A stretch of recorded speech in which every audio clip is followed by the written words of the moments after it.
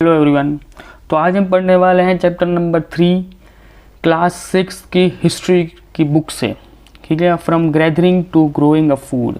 समझ में आ चुका होगा आपको कि हम किसके बारे में बात कर रहे हैं। जो अभी तक हमने जो एक फेज देखा ना, हमने देखा नवपाषाण युग, मध्य पाषाण युग और प्री पाषाण युग, या कह लो कि बहुत पहले के पाषाण युग के बारे में देखा कि उन लोगों का मेन चीज़ क्या था कि वो लोग हमेशा से स्टोन के ऊपर ज़्यादा डिपेंड थे। जब उनको समझ में आया कि भाई हम लोग क्रॉप्स को ग्रो कर सकते हैं, हम लोग ये चीज़ों को भी यूज़ कर सकते हैं, हमें हमारे कुछ चीज़ों को अलग से डिफ़ाइन करना पड़ेगा, हम लोग पूरी ज़िंदगी फ़िशिंग के ऊपर डिपेंड नहीं रह सकते हैं, क्योंकि जो हमारे गाय या फिर शिप वगैरह हैं, शिप एंड गोट्स वगैरह हैं, वो मच्छी वगैरह नहीं खा सकते, उनको खाने के लिए घास ही चाहिए। और घास उस टाइम पे किस तरीके से घास को उगाना है, फिर किस तरीके से उस चीज़ों को ह्यूमन बीइंग किस तरीके से अडेप्ट कर पाएँ, वो इस चैप्टर में हमने पढ़ने वाले हैं कि किस तरीके से उन्होंने फूड के प्रोसेस या फिर उस फूड चेन को पूरा करने का मेन चीज़ किया। ओके, तो ये आपका चैप्टर नंबर 3 यहाँ से शुरू होता है। उनका मेन मकसद था कि भाई किसी भी तरीके से जब एक फार्मर, या कह रो कि एक कहता है ना कि ह्यूमन बीइंग्स को कब आइडिया आया कि हम लोग फार्मिंग कर सकते हैं, वो तब आइडिया आया जब पूरे वर्ल्ड का क्लाइमेट 12,000 साल पहले धीरे धीरे चेंज होना शुरू हुआ और वातावरण इतना चेंज हुआ कि उसके अंदर आपको 2, 3, 4 नहीं 5 टाइप के क्लाइमेट्स अलग अलग बनते जा रहे थे। ठीक है, ये मैं नहीं बोला हूँ, ये पहले की सारी बुक्स कहती हैं कि क्लाइमेट्स इतने चेंज हो रहे थे कि ह्यूमन बीइंग्स को कुछ समझ में नहीं आ रहा था, उनको उस टाइम पे रेगुलर फूड्स अवेलेबल नहीं हो रहा था। इसलिए उन लोगों ने एक आसान रास्ता अपनाया कि एक काम करते हैं कि हम लोग इस क्लाइमेट चेंज को लेके हम लोग हमारे खुद के प्लांट्स जो ग्रो कर सकते हैं, जो हम खुद से ग्रो कर सकते हैं, हम उनको ग्रो करना शुरू करते हैं। तो इस तरीके से उन्होंने स्टार्टिंग के अंदर क्रॉप्स को ग्रो करना शुरू कर दिया। उसके बाद उन्होंने एक चीज़ की, टैम्पिंग का एनिमल्स, उन्होंने एनिमल्स को ट्रेन करना शुरू किया, एनिमल्स के साथ जाके शिकार करना शुरू किया। तो सबसे पहला एनिमल जो उनके साथ रहा है वो है कौन सा, डॉग। जो कुत्ता है वो सबसे वफादार पहले भी था और आज भी है और आगे रहेगा। Dog is one of the greatest domestic animal in the world. ठीक है, वो इतना अच्छा होता है। तो आप इतिहास में देखो, इतिहास में भी उसके बारे में दिखाया गया कि सबसे पहला टेम्पिंग एनिमल्स, मतलब पालतू कह लो या फिर उनके साथ जाकर शिकार करने वाला कह लो, वो कौन सा था, तो वो डॉग था। Animal like the ship, got and kettles जो वो वगैरह थे, उनको भी उन्होंने ट्रेन किया, उनको अपने साथ रखना शुरू किया। बट उनके पास से वो लोग कुछ ना कुछ चीज़ें उठा रहे थे, राइट। उनको उन्होंने अपने कल्टीवेशन में के लिए या फिर अपने फार्मिंग सिंग के लिए उन्होंने उस चीज़ का यूज़ करना शुरू कर दिया था, शिप, गोट, कैटल्स वगैरह का। ओके, अब उनको धीरे धीरे समझ में आ रहा था कि गेरिन्स की वजह जो क्रॉप्स खड़ी हैं वो कहीं ना कहीं उसी क्रॉप में से हमको फूड भी मिल रहा है और उसी क्रॉप में से हमको सीड्स भी मिल रहा है और उसी क्रॉप्स को हम लोग एज ए गिफ्ट में दूसरों को देने के लिए हम यूज़ भी कर सकते थे। और इसी चीज़ को उन्होंने ऐसे धीरे धीरे अपने पास सेव करना शुरू कर दिया। जिसके पास ज़्यादा कल्टीवेशन हो रहा था, जिसके पास ज़्यादा उपज आ रही थी, जिसके पास ज़्यादा क्रॉप्स बच रही थी, उसने क्या किया, अपने सीड्स को स्टोर करना शुरू किया। तो जो सबसे पहले ह्यूमन बीइंग्स ने अपने आप को ऐसे मार्केट के रूप में, ऐसे लोगों के बीच में एज ए स्टोर मैन और ऐसे कह सकते हैं ना कि ऐसे व्यापारी, तो कब शुरू हुआ था, जब यहाँ पे जब क्रॉप्स वगैरह को सेव करके या फिर स्टोर करके रखना शुरू किया जब ह्यूमन बीइंग्स ने, राइट।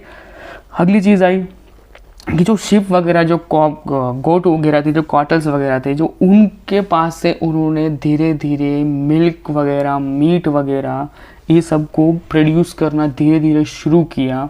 और इसी के साथ साथ जो हमने पहले बताया ना कि जहाँ पे वो लोग सीड्स वगैरह को, उस फूड वगैरह को सेव कर रहे थे, उन्होंने एक स्टेप को आगे लिया और वहाँ पे जाके उसने मिल्क और मीट्स वगैरह को भी स्टोर करना शुरू किया। तो सबसे पहली बात कि इसके अंदर उन लोगों ने एक साथ अपने क्रॉप्स को भी सेव कर लिया, आगे उन्होंने सीड्स को भी सेव कर लिया। फिर उन सीड्स को में से जो क्रॉप्स बनने वाली है वो तो ठीक है, बट जो एनिमल्स जो उनके ऊपर सर्वाइव करते हैं उनके पास से मिल्क वगैरह और मीट वगैरह भी अवेलेबल खुद के लिए कर लिया था। अब जो नवपाषाण युग है वो 10,000 साल पहले शुरू हुआ था और उसके अंदर उनको बहुत चीज़ें ऐसी मिली हैं, बहुत सारी चीज़ें उनको मटेरियल थिंग्स मिले हैं कि लोगों को अब वो कहते हैं ना कि उनको अपने अंग को ढकने के लिए कुछ चीज़ों की ज़रूरत पड़ने शुरू हुई। तो उन लोगों ने क्या किया, सबसे पहले कॉटन को उगाना शुरू किया और कॉटन से उन्होंने कपड़े बनाना शुरू कर दिया, राइट।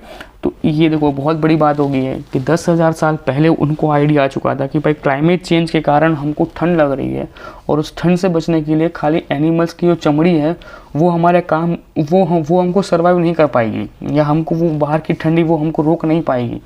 उसके लिए हमको क्या चाहिए होगा, तो उसके लिए हमको कॉटन चाहिए होगा जिसके हम लोग गर्म कपड़े बना सकें या फिर हम लोग उसके अंदर सर्वाइव कर सकते हैं। तो इस तरीके से उन लोगों ने कॉटन्स को बनाया और कॉटन्स को पहनना शुरू किया।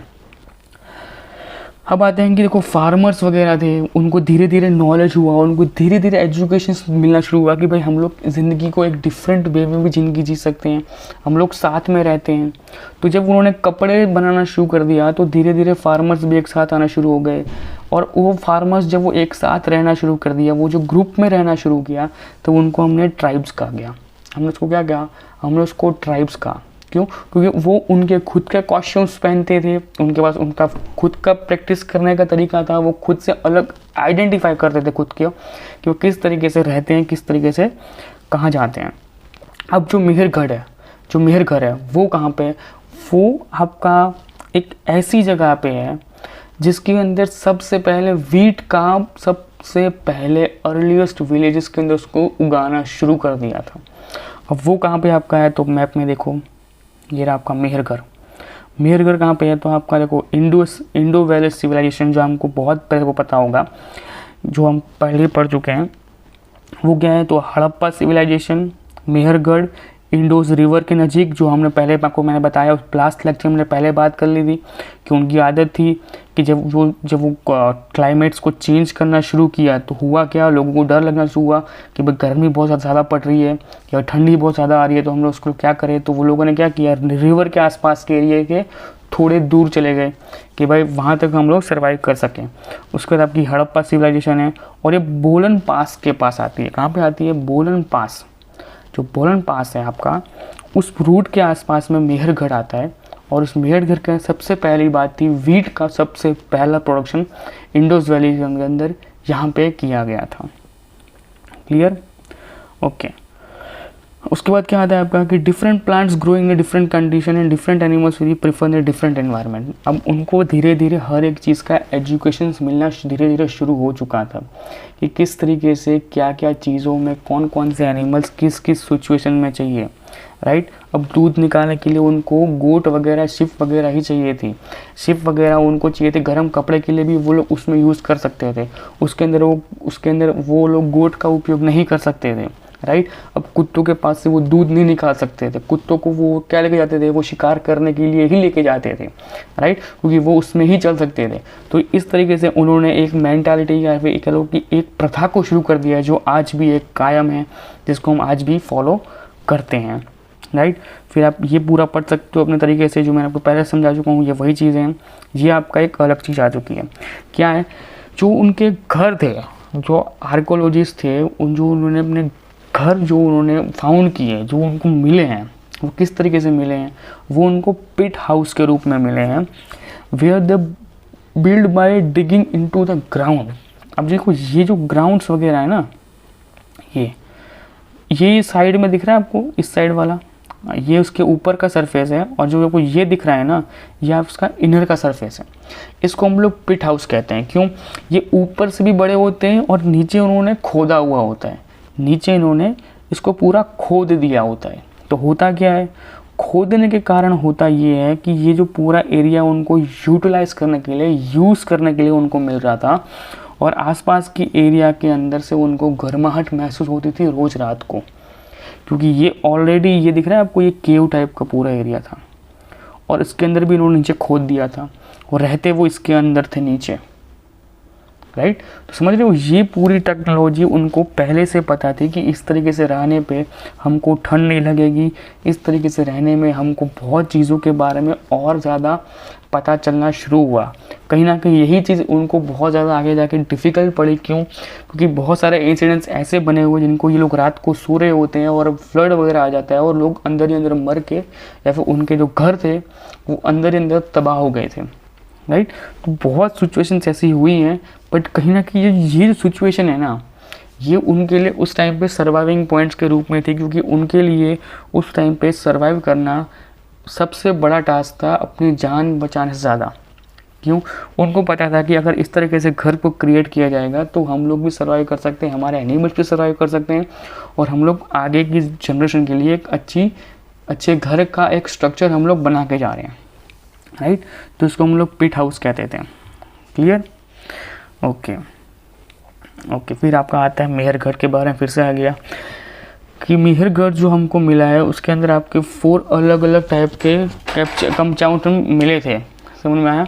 तो हुआ उसके बाद क्या आपको पता है कि जो अलग अलग कंपाउंड मिले हैं वो कंपाउंड किस रूप में मिले हुए हैं, तो वो लोग बड़े बड़े स्ट्रक्चर्स मिले हुए हैं, राइट। ये देख रहे हो आप, ये इस तरीके से उन्होंने आज से सालों पहले इसको बनाया था, आज से सालों पहले, समझ रहे हो आप। ये चीज़ आज की नहीं है, ये चीज़ आज से हज़ारों 10,000 साल पहले की चीज़ें हैं कि उस टाइम पे इस लेवल की उनके पास आर्किटेक्चर या फिर कह लो इस लेवल का उनके पास नॉलेज था कि किस जगह पे किस चीज़ों को बनाने के बाद कौन सी चीज़ कहीं पे उसको कह सकते हैं उसको क्लैश ना करे, राइट। तो वो इस तरीके से बना रखे थे कि हर एक जगह पे 4 टाइप के कंपाउंडमेंट और 4 जो अलग अलग कंपाउंडमेंट है उसके अंदर उनकी खुद की चीज़ों को उन्होंने डेवलप किया था, राइट। ये कुछ उनके बारे में हमको नॉलेज मिलती है मेहरगढ़ के बारे में। ओके। फिर आपके जो ब्रह्मपुत्र वैली है उसके पास से उनको बहुत ज़्यादा उनको स्टोन्स के बारे में उनको पता चला हुआ है, ठीक है। अब ये पूरा आपका हो चुका है आपका चैप्टर नंबर 3, समझ में आ गया। अब देखो यहाँ पे एक चीज़ है, 12,000 साल पहले सबसे पहले डोमेस्टिकेशंस की शुरुआत हुई थी। 10,000 पहले जो आपका नवपाषाण युग था, जो आपका नीचे लिख रहा होगा नवपाषाण युग, उसके अंदर आपको फार्मिंग्स वगैरह की और इन सब के बारे में नॉलेज मिलना शुरू हुई। उसके पहले जो 12,000 साल पहले था उसमें क्या हुआ था, तो डोमेस्टिकेशन की शुरुआत हुई थी। उसके बाद जो 8,000 साल पहले the settlement of the Mehrgarh, क्या हुआ था कि सेटलमेंट ऑफ द मेहरगढ़, आपको डिटेलिंग मैंने वर्ड टू वर्ड बता दिया। सबसे पहले उन्होंने क्या किया, उन्होंने सबसे पहले किया कि वह कुछ भी करके पहले एनिमल्स को अपने अंडर लिया, एनिमल्स के पास से उनको जो जो चीज़ें मिल सकती थी वो अपने पास रखी। उसके बाद उन्हें सेकंड ऑप्शन याद आया कि सेकंड चीज़ क्या करनी है, उनको क्रॉप्स वगैरह में डिपेंड करना शुरू किया। जब वो क्रॉप्स पे डिपेंड हुए, जब उनको लगा कि हम लोग एनिमल्स से भी अपना काम करवा सकते हैं, तो उन्होंने वो करना शुरू किया। क्लियर? उनको थर्ड चीज़ याद आई। थर्ड चीज़ कौन सी थी कि उन्होंने अब अपने आप को एज ए ग्रुप में, एज ए ट्राइब में अपने आप को रखना शुरू किया, अपने आप के घर बनाना शुरू कर दिए। पिट हाउस के रूप में उन्होंने अपने घर बनाना शुरू कर दिए थे, और ये सारे के सारे अलग अलग 4 कंपाउंड्स में रहना शुरू कर दिए थे, जिसमें वो लोग सर्वाइव कर सकते थे अच्छे से, वो भी लंबे टाइम के लिए, राइट।